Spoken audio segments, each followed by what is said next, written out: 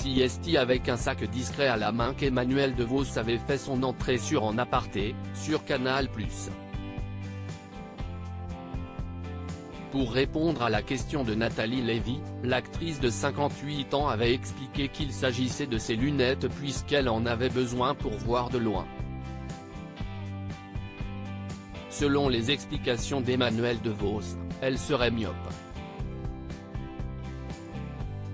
L'émission avait également révélé que celle qui avait gagné 2 Césars avait une tendance à l'agoraphobie. Selon le site québec.ca, les personnes souffrant d'agoraphobie craindraient les lieux publics.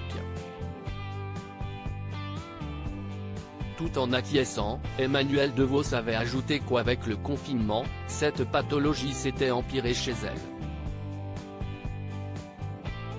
Après une brève partie où l'actrice avait expliqué qu'elle retombait un peu en enfance avec le temps, Nathalie Lévy avait introduit le problème lié avec sa voix.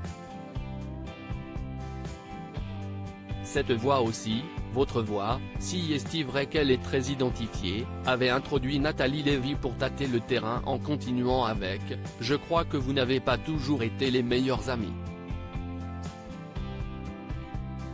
Sans y penser à 2 fois, Emmanuel DeVos s'est volontiers ouverte sur ce complexe qu'il avait longtemps pesé. Emmanuel DeVos. Je trouvais que j'avais une voix de Calimero face à la question de Nathalie Lévy. Emmanuel DeVos avait clairement acquiescé, affirmant ainsi qu'il s'agissait bel et bien d'un problème qui la pesait. Ah oui, non pas du tout, je trouvais que j'avais une voix de Calimero, avait-elle confié. J'avais une voix un peu sans timbre et l'avantage en vieillissant, ça se remplit un peu.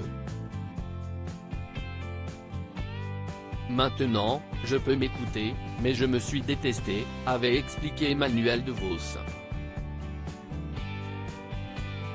Tout en rassurant sur la situation, elle avait expliqué que ce problème était commun chez les acteurs.